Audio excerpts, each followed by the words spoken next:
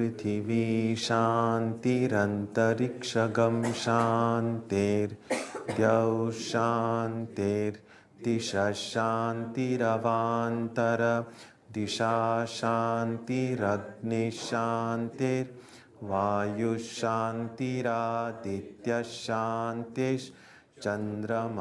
शान्तिर्नक्षत्राणि शान्तिरापः शान्तिरोषधयः शान्तिर्वनस्पतयः शान्तिर्गौः शान्तिरजा शान्तिरश्वः शान्तिः पुरुषः शान्तिर्ब्रह्म शान्तिर्ब्राह्मणः शान्तिः शान्तिरेव शान्तिः शान्तिर्मे अस्तु शान्तिः. May there be peace on earth and in the sky. May there be peace in the water and in all directions. May there be peace in the plants, in the trees, and in animals. May there be peace in the hearts of all beings. May there be peace in everyone and in everything. Sarvetra sukhinas santu, sarve santu niramayaha, sarve bhadrani pashyantu, ma kaschit dukkha bhag bhavet, sarvastaratu durgani, sarvo bhadrani pashyatu, sarvas sadbuddhimapnotu, sarvas sarvatra nandatu. May all be happy and healthy. May all see what is good, and may no one experience misery. May all overcome their obstacles and acquire good tendencies. May people everywhere find joy and fulfillment.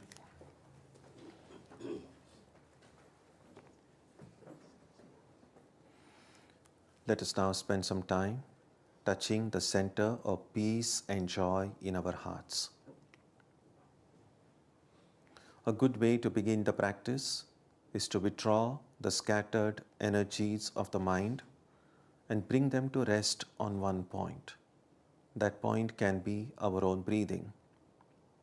Let us therefore practice breathing with awareness. As we breathe in, let us visualize that our body and mind are being filled with love, strength, and compassion. And as we breathe out, let us release all the stress, anxiety, and exhaustion in the body and mind. Let us practice this way for a while.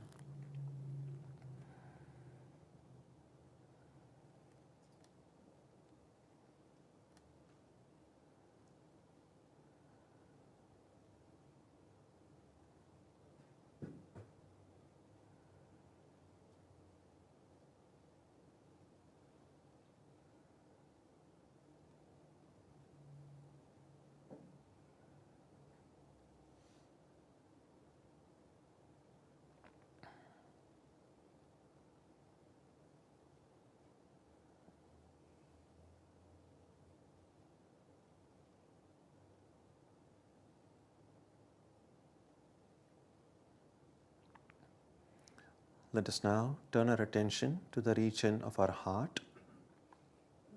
Although God is present everywhere and in everyone, the divine presence can be felt most clearly in our hearts. We can meditate in any way we have been taught. To remain focused, we can take the help of a short mental prayer or a mantra or a divine name. Let us now spend some time dwelling on the presence of God in our hearts.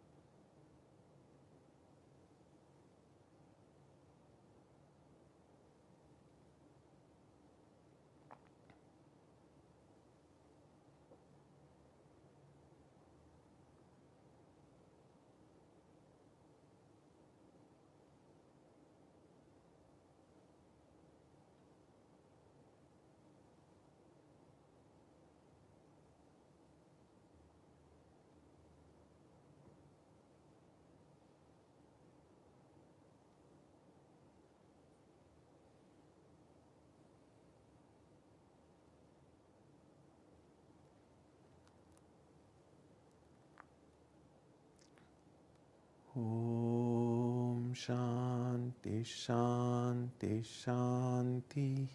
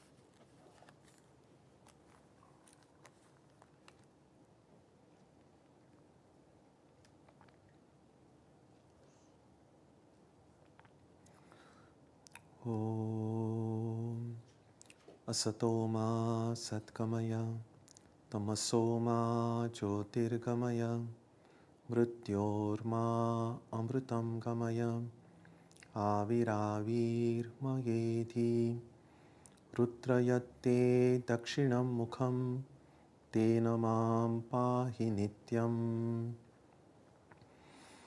May the Divine lead us from the unreal to the real, from darkness to light, from death to immortality. May the Divine Consciousness fill our hearts and protect us. Our subject today is two faces. And the central idea behind this topic is something that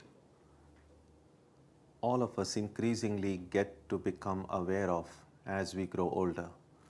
And that is the simple fact that nothing in this world is as it appears to be at first sight. One important lesson from Vedanta, and also from what modern science had brought to our attention more and more, is that our senses, which are the doorways through which we get all information about the world, they are useful, but they are also very limited. We know that while we are able to see things, we are not able to see everything. We cannot see in the dark. There are some animals whose seeing capacities are much, much better than ours. There are some other creatures whose smelling capacities are much higher. A dog, it seems, is able to, the dog's capacity to smell is several thousand times more powerful than ours. And so the world that a dog sees, or worlds that cats see, is not exactly identical with ours, because their senses are able to grasp something more than our senses do. And perhaps their minds, who knows, but their minds perhaps are able to grasp a little bit less than ours. We don't know. But what's important to know is that the idea of the world that we have is limited to the capacity of our senses. And therefore, what we see outside is only a part of the picture. It's not the whole picture.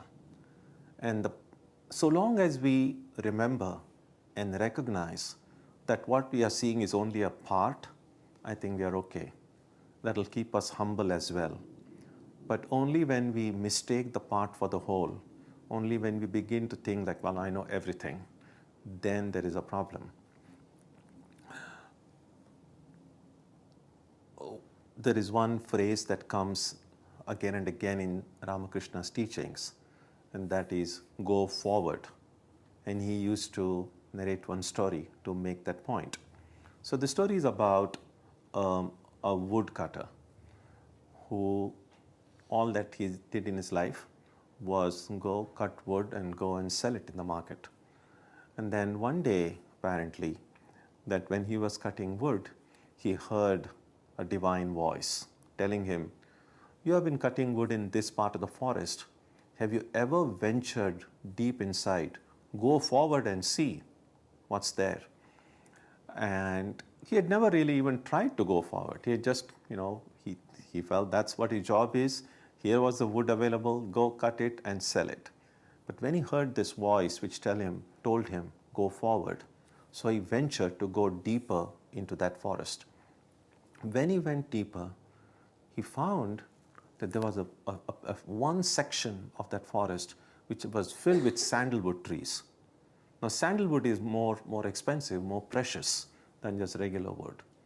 And so he said, oh, I didn't even know that there was so much sandalwood here. So instead of cutting the regular wood, he cut the sandalwood and sold it, and obviously made much more money than he otherwise would have. And a few months and years passed that way, and he was very wealthy by that time. Then suddenly he remembered, he said, the voice told me to go forward. The voice didn't tell me, go up to the sandalwood forest. And so he remembered that, go forward. So he then ventured deeper into that forest. And then we read that he suddenly found there was a silver mine. He could do mining and found silver there. Of course, he made even more money.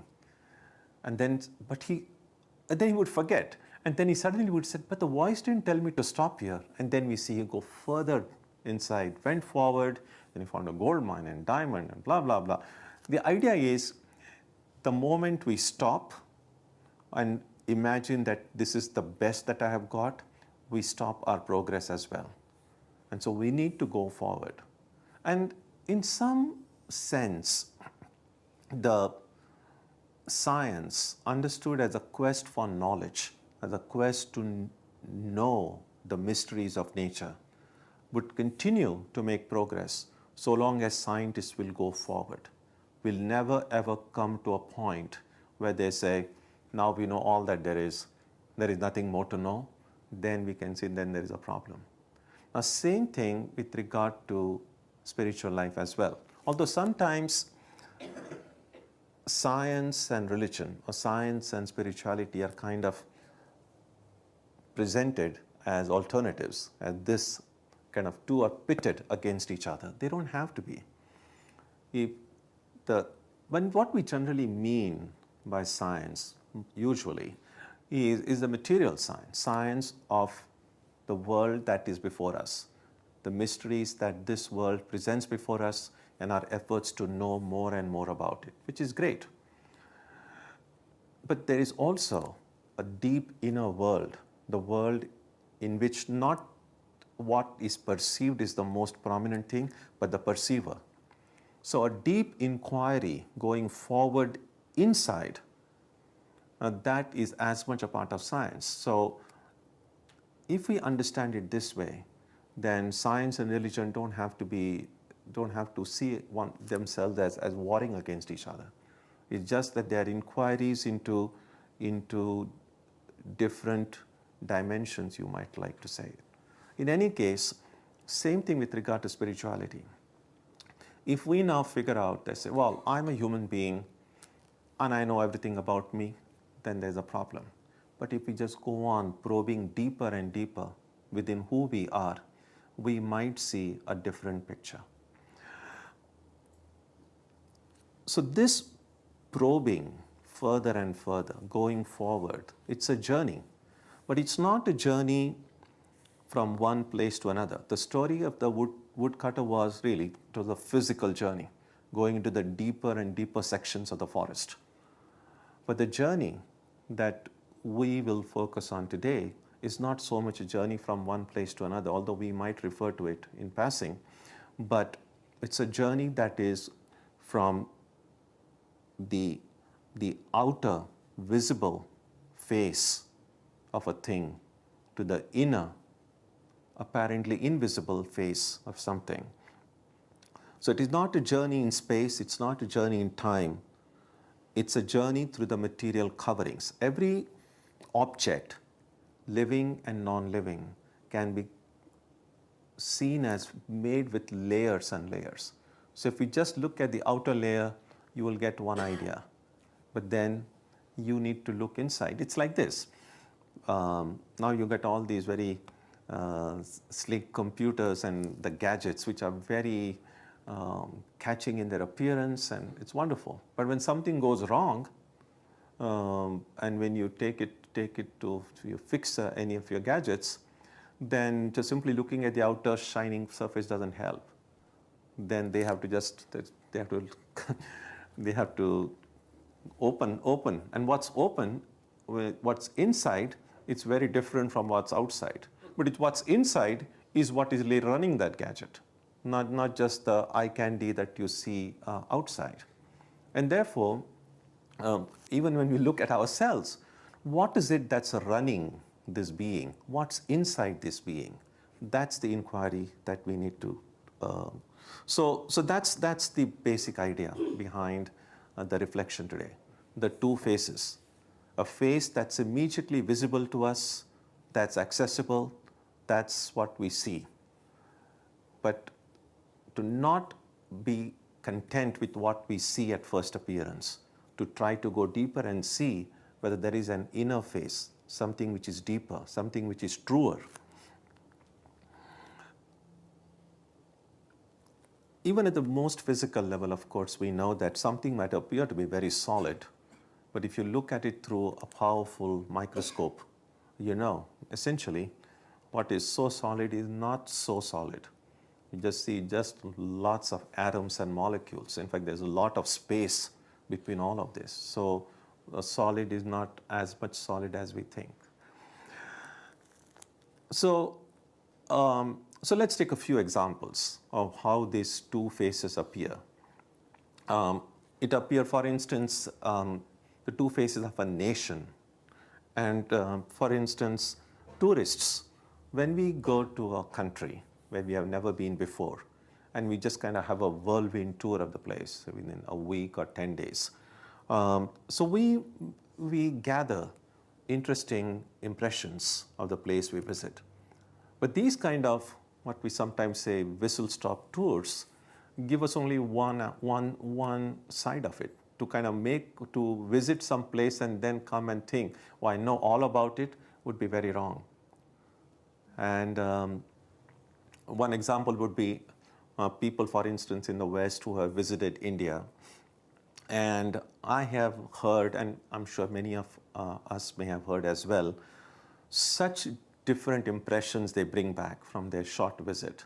So there are people who have visited India for the first time in their lives and come and said, oh, it's so overcrowded and there's so dirt everywhere, and then people and noise, and yeah, so all of it is true. So that's the impression you can come with. On the other hand, there are some who have gone and said, oh, everything is so free, people are so informal, and you kind of feel spirituality. There also, I mean, everyone is reporting their impression. They are very sincere. That's what their observation has been. And then you begin to wonder, well, what is this country? When people go and come back with, not always, but sometimes such very, very different impressions. And all that we can say is that a certain face, a certain layer of that place was revealed to some, and a certain other layer was revealed to someone else. The same thing is true with regard to specific places. And one place that comes immediately to mind is Benares. There is a belief in India, especially among Hindus, that Benares is the most sacred city in the Hindu consciousness. And so they believe that whoever dies in the city of Benares is immediately liberated. So this is what we read in Ramakrishna's life. So when Sri Ramakrishna visited Benares, this is what he saw, and I'm quoting from his life.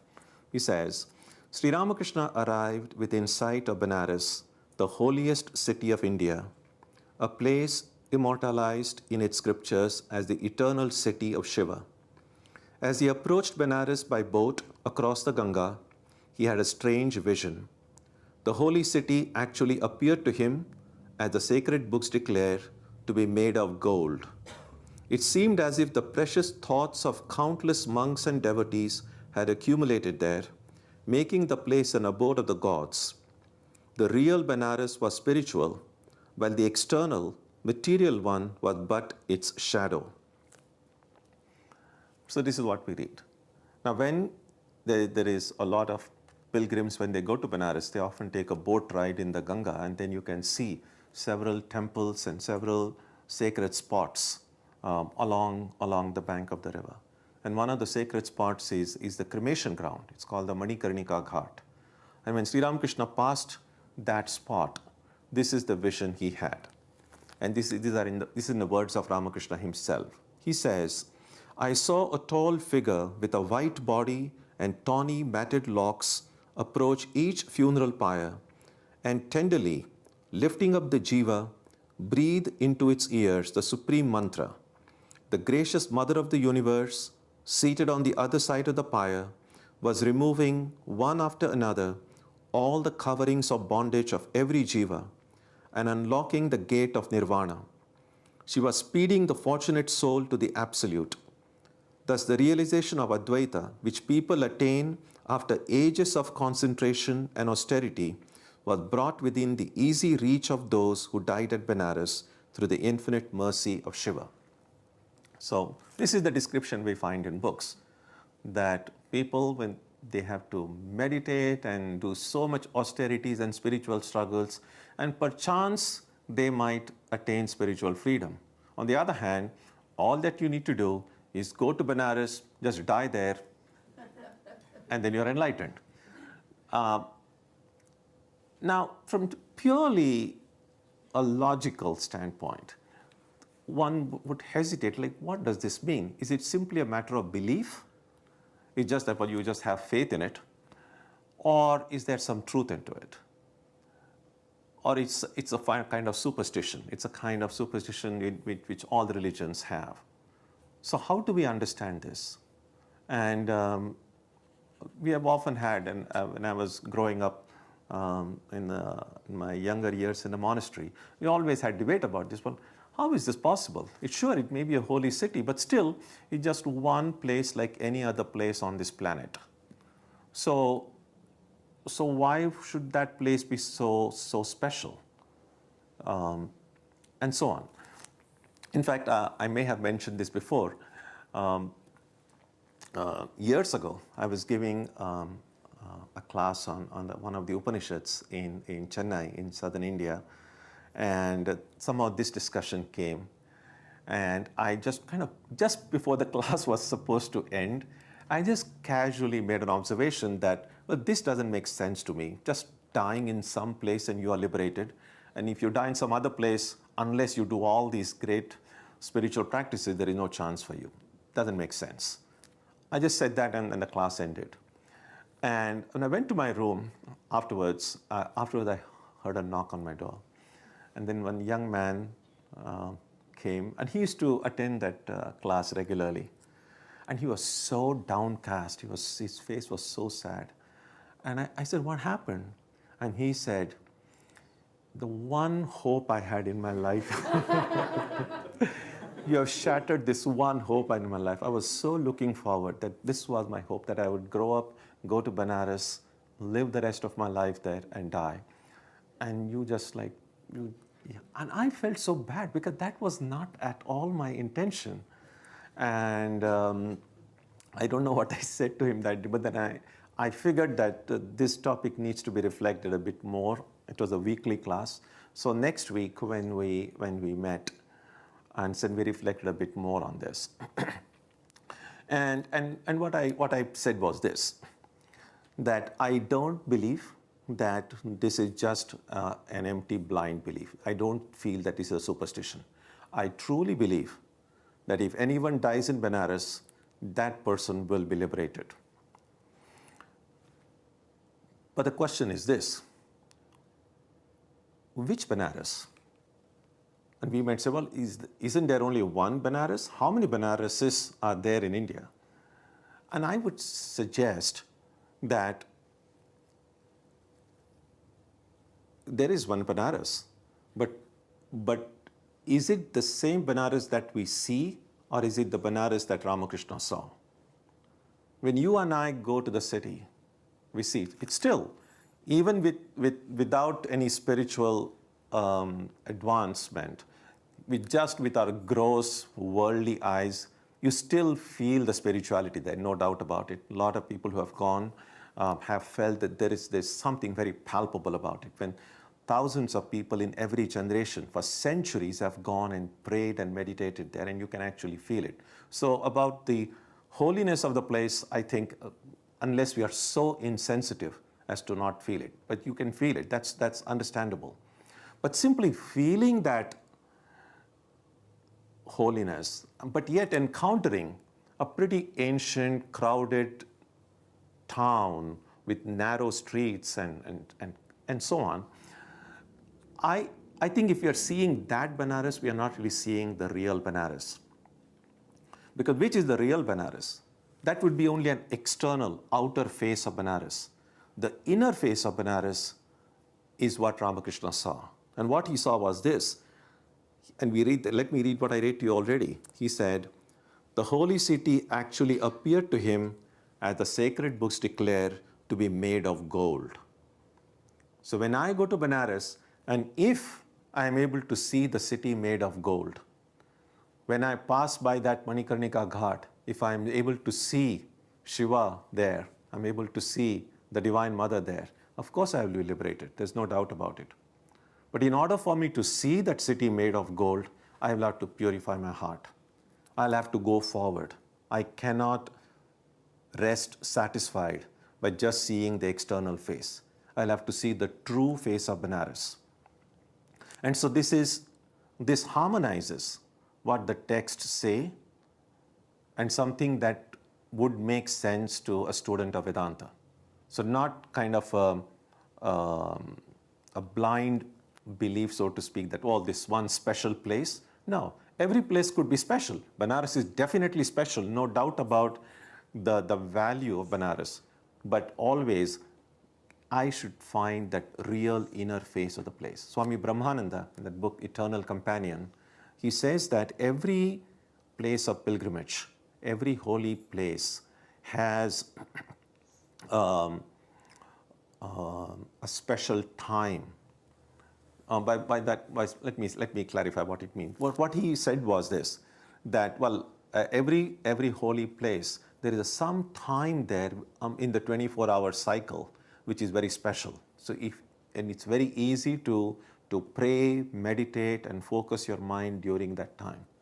But only these great spiritual seekers who have done austerities and practice and mystics, they are able to know exactly, in this city, this is the special hour for contemplation, and so on. Now, all these kind of inner truths will be known to us if we don't rest satisfied with only what appears externally, that we need to probe deeper, need to go forward and see the inner face of that place. Same thing true with the Cathedral of Our Lady at Chartres it's about 50 miles of Paris.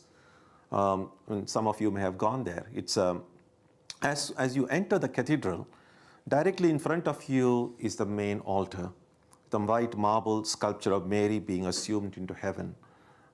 It's a beautiful, beautiful sculpture by Bernini.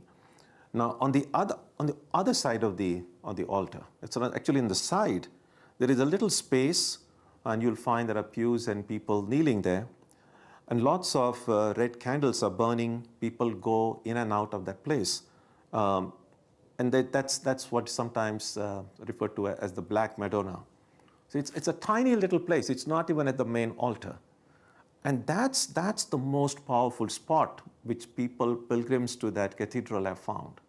So while the main altar is gorgeous and impressive and it's wonderful, there's this tiny little place where people have gone and spent hours and have had wonderful realizations. And so that's what I mean, that when you go to a place, you go to a sacred spot, go to a place of worship, there is this, what comes to what we see at first glance may be one thing, but then you find what is the inner face of that place. Now, same thing, just as with regard to nations, with places, with regard to people as well. Now, the physical dimensions of the person in front of us is really the outer face. But what is the inner face? And that we know. Sometimes we see someone for the first time, and obviously, when we see anyone for the first time, we just see their external appearance, and we try to often judge people by how they look, by the kind of clothes they wear, how they speak. And sometimes our judgment may be right. We might discover after we get to know them better.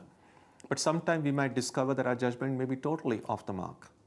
Sometimes only when we get to know someone well, spend time with them, speak with them, then we see facets of their life which may not have been easily obvious from mere appearance. And then, of course, what spiritual life says, what Vivekananda and Vedanta and all these great texts have told us is, we need to go even beyond that. And the real face behind every person is the spirit. Now, I can know the extent of the spirit within the person in front of me. That depends on how much of the spirit I become aware of within myself. And you will see, it's so obvious when you, for instance, see a group of your friends, and then a stranger comes in the midst, and everyone sees that person for the first time. And later you can ask your friends, what do you think of that person? And you will find that all answers might not exactly be identical, obviously, but even what we see in others is so much a reflection of what is important to us. So there may be some people, when they see someone, first they might see is, what is that person wearing? What is that person's choice of color? What kind of shoes that person is wearing? Or what kind of, and so on. I mean, physical appearance and all kinds of stuff, how that person walks, how that person talks, or what kind of ideas that person has. So we look into the other person for things that matter to us.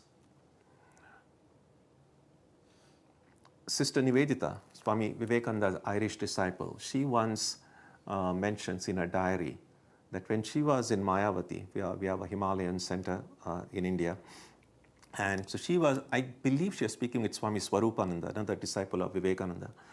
And so she said, while she was speaking with him, suddenly she had this realization. And it was a profound moment in her spiritual growth. And she said, in a very profound way, she suddenly felt that she is dealing with a mind.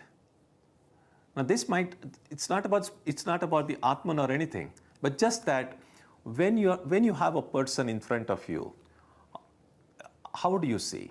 Essentially, well, I have a body, that person has a body. I have a mind, that person has a mind. So who am I communicating with? So if in my own case, how do I see myself? If I see myself primarily as a human being, then very naturally I will see, if I'm dealing with, of course, not animals, but human beings, then I'm going to see everyone naturally as human beings.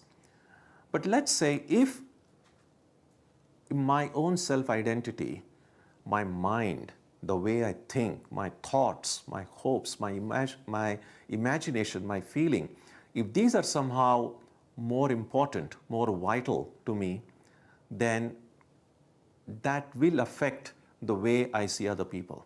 Then when I see other people, I will probably not even pay much attention to what that person is wearing or what that person is doing, but it will be how that person thinks. So it will be more a conversation between minds. So a person then becomes primarily a mind. Similarly, if my primary identity is that I am the spirit, I am the Atman, sure, I have a body and I have a mind, but I am the one who dwells inside the body and mind. The more I'm able to think of myself, even intellectually, as that spirit, the easier it will get for me to think of the person in front of me as also a spirit. We often say we are all children of God. It's a great idea. We like it. It's very uplifting. And yet, how often do we remember that everyone is a child of God? It's difficult. It has not become natural to us because it hasn't become natural us to see ourselves as a child of God. Think about it this way. Make an effort. I'm sure it'll work. It's not that difficult. A good Vedanta practice would be, when you wake up in the morning, even before you get out of your bed, make an effort to say, this is how I'm going to look upon myself today. And just take up any form of identity that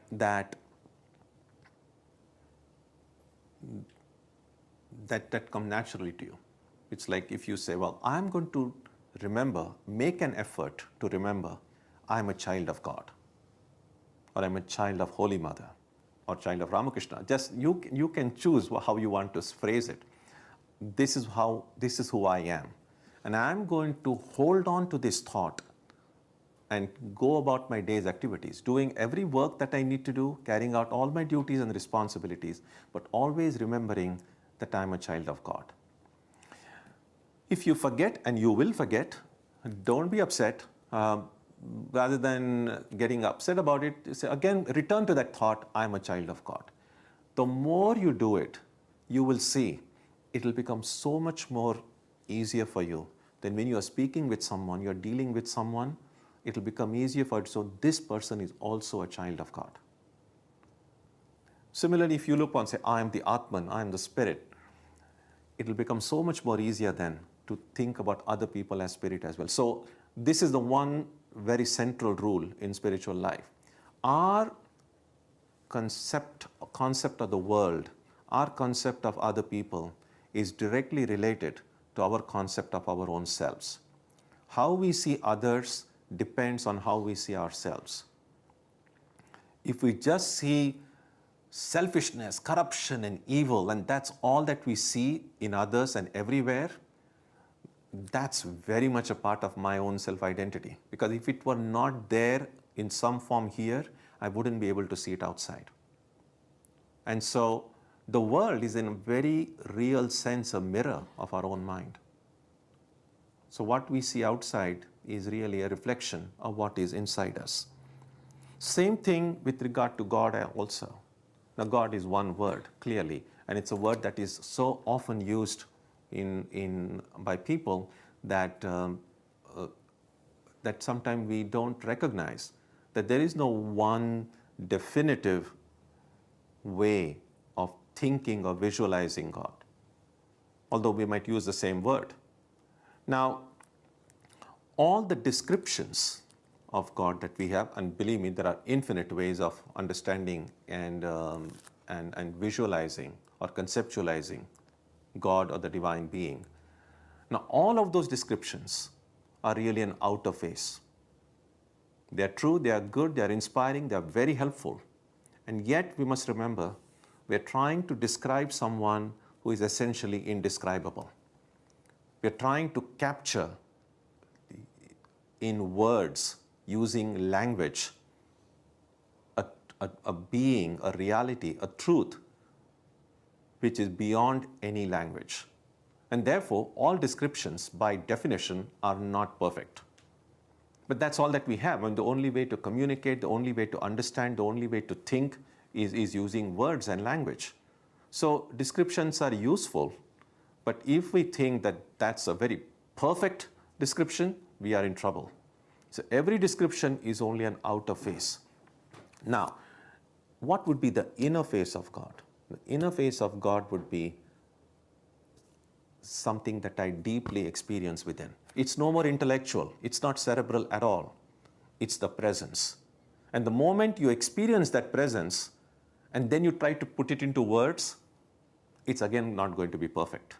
Actually, no experience is going to be expressed perfectly in words. Not just the experience of God.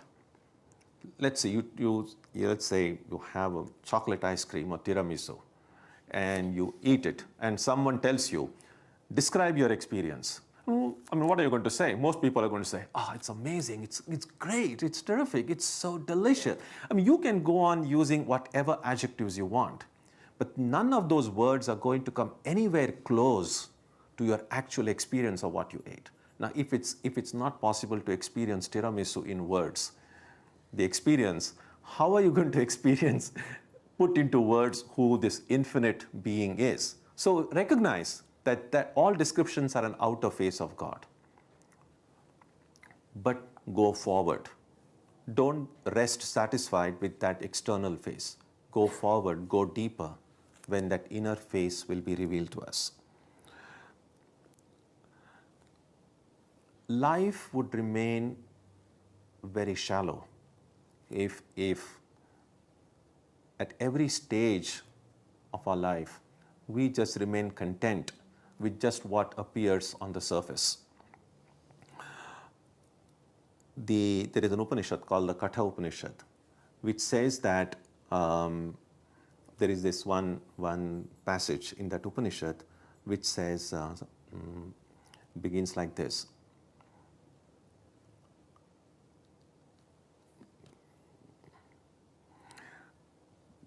That the self, the spirit, is difficult to see clearly because it's who we are. Our senses are naturally programmed to look outside. And because they naturally go out, we are not able to see the source from which all this perception occurs. So we need to turn their direction, make all the senses take a U-turn, which is what I try to do in meditation. The reason we try to close our eyes in meditation because we don't want this sense of sight to go out, because the truth that we are seeing is inside. We try to sit in a quiet spot in meditation because we don't want external sounds, this sense of hearing, to grasp external sound, because we want all our senses to go inside. which is why also it's not a good idea to be eating while you're meditating, because then your sense of taste would take you outside. You see, that's the odd part. If you ask someone, should I eat while I meditate? No, you should not eat. But can I meditate while I'm eating? Well, you should be meditating all the time. Essentially, you're doing, it doesn't mean two different things. But that's what we try to do. When we try to meditate, eventually, ultimately, our meditation time and our non-meditation time, that division has to go. But in order to reach that stage, we need to have some meditation hours. And generally, spiritual teachers advise morning and evening are best times before you begin the major activity of the day and after you have finished the major activity of the day. So these two spots. And eventually, if these meditation hours are maintained well, the benefit, the effect, the power of these two spots will percolate and fill the non-meditation hours as well. And eventually then that distinction will go away. But in order for me to succeed in my practice of meditation, because it's meditation that will help me go forward, go deeper, not remain content with the outer face, but see the inner face. And in order to do that, one has to be, as the Upanishad says, the phrase in the Upanishad is, Drishyate tu agraya buddhya sukshmaya sukshmadarshibihi. That is, this Atman, which is deeply embedded within, covered by layers, we need to open out those layers, go deep inside. It's drishyate, it is possible. It's hidden, but it's possible to see it. How can I see it? Who can see it? The term that is used there is sukshma darshibhihi. People who have acquired the ability to intuit subtle realities. So the outer face would be just gross reality, what we can see through the eyes and ears and so on. But the subtle things will come only when the mind and senses become pure and subtle. And purity of the senses, purity of mind comes through unselfishness, through being truthful. To all of these qualities that we see are essential to leading a spiritual life. Truthfulness, honesty, selflessness, helping people, not always thinking about oneself, but thinking about putting the other person before one's own self, getting the ego out of the way. Now, all of these things will help make the mind capable of seeing these subtle realities. This ability then to look deeply and see clearly comes through a practice of discernment. The Sanskrit word for discernment is viveka. That at first sight, things look one way. You look deeply, try to look clearly, discern what it really is, and then suddenly you see something else in its place. And sometimes the extremes look alike. It's like this. For instance, now, we might say, look at everything and say, well, this is all, we are all different. Well, that's the outer face. We all are different people, different objects. This world is filled with innumerable objects. And then we look deeply inside, take a powerful microscope if you like. And then suddenly we find, well, the differences are not real differences. Essentially, it's all just, as I said before, just atoms and molecules. And you just look powerfully, you just find this all small particles, the whole world, the entire universe, and let there be any number of galaxies there, are essentially just a play of matter, an ocean of material particles. So then suddenly all this diversity that we saw seems to vanish. Everything seems to be just a material thing. And then we look deeply inside again, and then we find, no, even these material particles are many. And then you look deeply and suddenly you discover the source of it, the pure consciousness. Then there is one. So from a diversity, we apparently come to some kind of uniformity.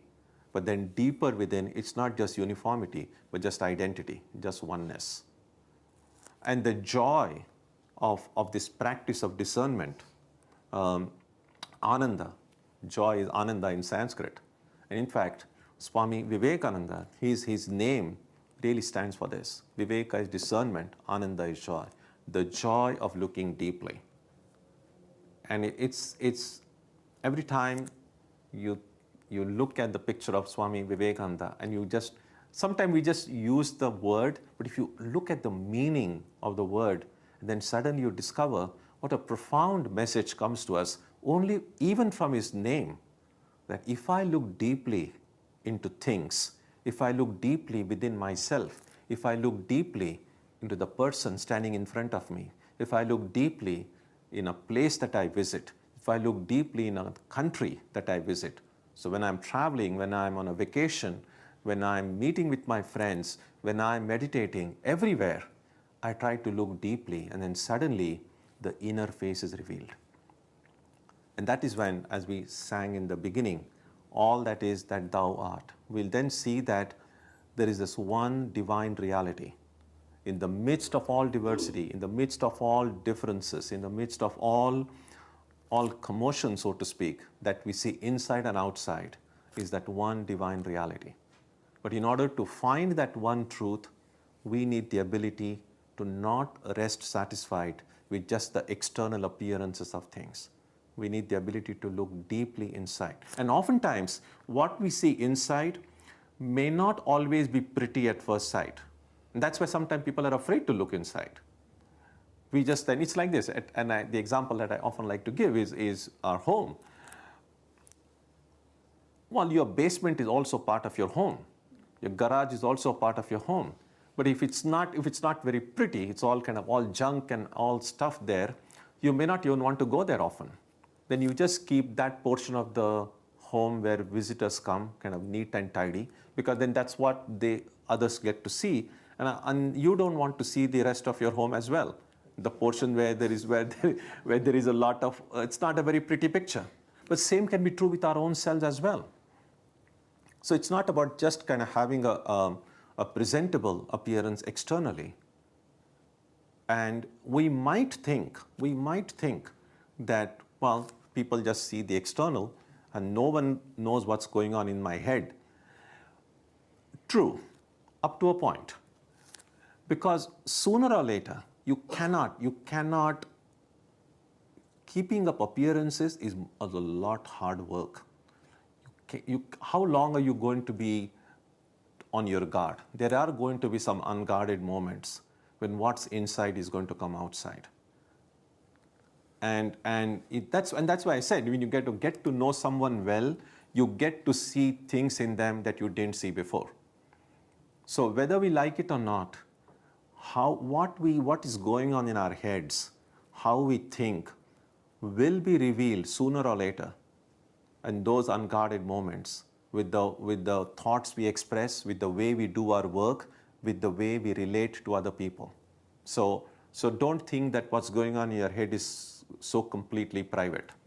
Any intelligent person, a person who can see subtle things, will be able to know what's going on. Not many people have that capacity, which is a relief. Ramakrishna said that whenever a person comes to him, he said, I could see inside them as in a glass case. So I really must think that the people who really went and met him regularly must be very courageous. Now, if someone were to say, well, I can see everything inside you. But that's the thing, that when we become aware that what's inside and what is outside, we need to not have a wall separating them. One of the ways of understanding an enlightened being is a completely transparent being. There is nothing inside, there is nothing outside, it's all one. And that is what Ramakrishna meant by saying, making the thoughts, the words, and the actions one. Now, all of these things will help us penetrate this outer covering, the outer face, and see the truer inner face of everything in life. And that is the core of spiritual life. Om Jananim Saradam Devim Ramakrishnam Jagadgurum Padapadme Tayo Shritva Pranamami Muhur Muhuhu. Bow down to Ramakrishna and Holy Mother.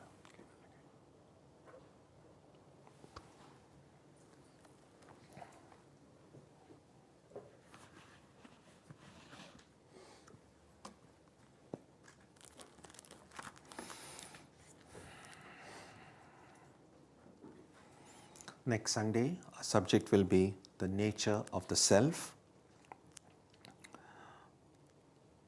On Wednesday, we will continue with the study of the Gita. Presently, we are studying chapter 15. And on Tuesday and Saturday, our Arati and meditation will also continue as usual. So you're welcome for these programs. Let's conclude with a prayer now on page 3.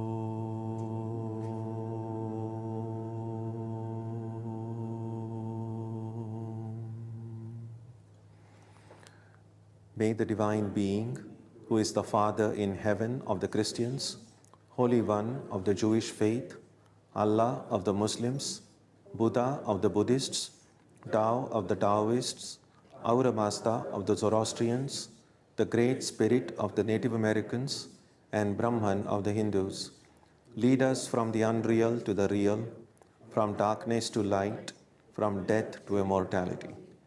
May we be granted strength, freedom, and clear understanding. May we learn to see God in our own hearts and in everyone around us.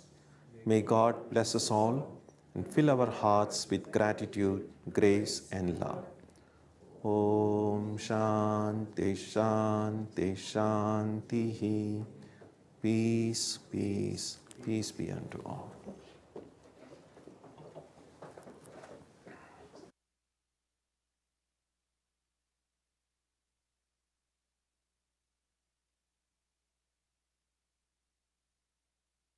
I mentioned in the passing as a postscript.